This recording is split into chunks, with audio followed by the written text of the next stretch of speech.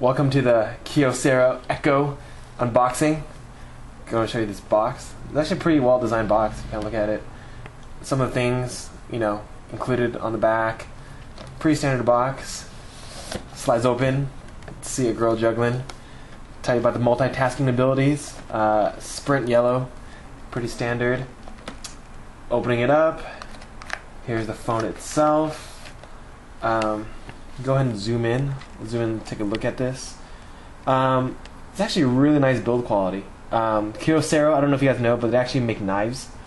A lot of Japanese companies like to do this actually, to do a bunch of different things. Very standard. You got your USB right here, volume rocker, power switch. This right here is another. Looks like the mini SD card right here on the side.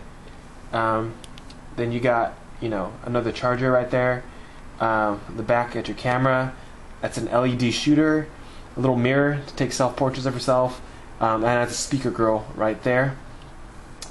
Let's take a look at this battery. This I thought was really flimsy.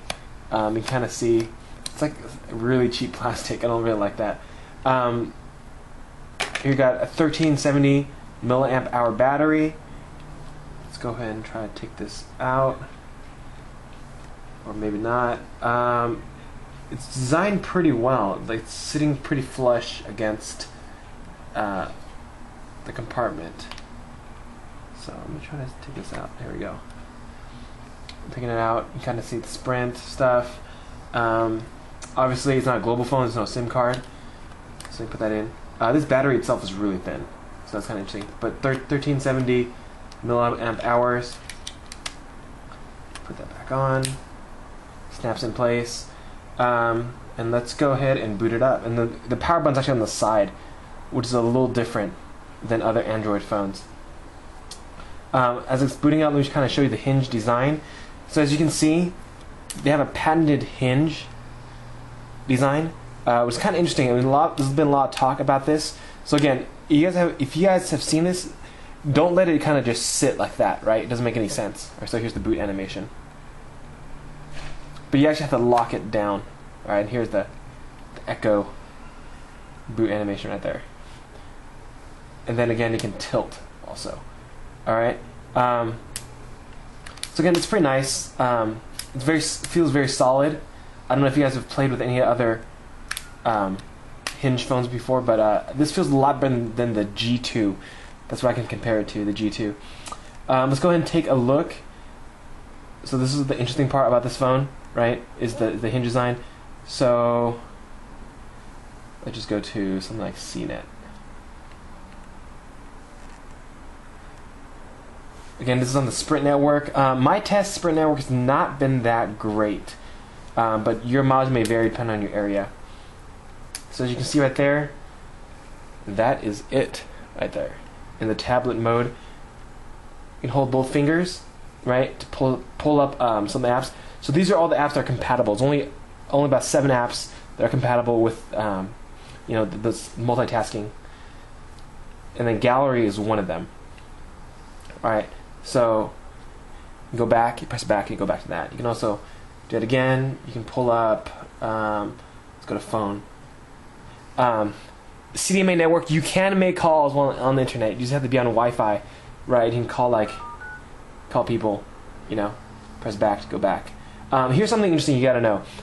Because not everything works in tablet mode, right? So here's it in landscape. If I use the stock launcher, it looks fine, right? But if I use Launcher Pro, which I like to use on my other Android, you see that? Other screen actually does not work. Okay? So if you'd like to use Launcher Pro, let me warn you right now, you cannot use this phone. Alright, because in tablet mode, Launcher Pro is not compatible as of right now. Alright? Something interesting, if some of you guys care about benchmarks, the Linpack score really surprised me. This is Linpack. Alright, this actually runs really fast, the Linpack score. 28 Linpack score. Alright, 28. If you guys look at the precision number, All right, it's actually not very precise. This Limpact score is probably off. It's probably not right. It's 36, right? And this is inaccurate result. I can run it again. 35. Okay, so the Limpact score is really weird. I'm not sure Limpact's a great benchmark for this. They can check the quadrant score. Quadrant standard again. I want you to notice the left screen is off. Right, the quadrant is not compatible with this. So that's something you can think about. All right, if you guys think about getting this phone, just letting you know, a lot of these apps will only run in one screen. Tablet mode does not work for all apps. Running the quadrant. Other than that, I kind of like this. The silver accents looks pretty nice. Frame rates for this, it's getting about 20 FPS, averaging about 20 FPS for quadrant. It's pretty standard. I mean, it's not a dual core; it's a single core phone. It's only running on one screen. As you know, the dual screen design is not affecting the quadrant score at all. This is pretty smooth, running at 50 FPS. Don't forget there's no search button. Some of the Android phones had that. There's no search button. Only home, menu, and back.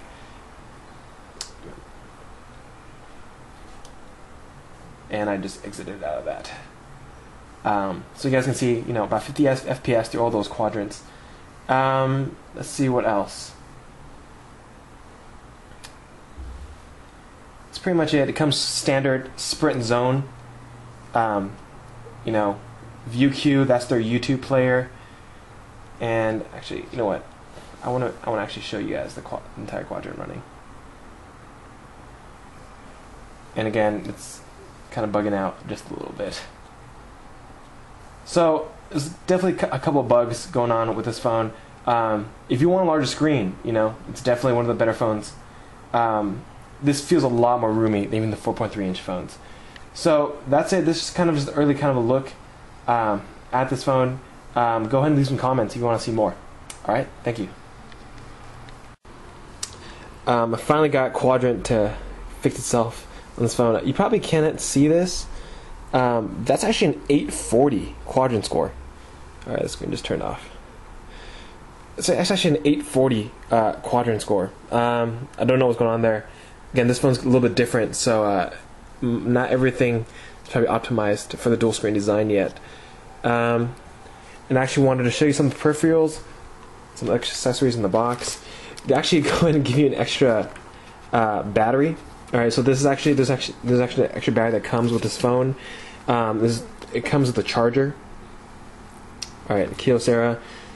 The battery's actually in the box. Let me show you. All right, there's an extra battery right there. Comes with an extra charger. I guess dual screen design burns the battery pretty quick. Pretty standard, charger.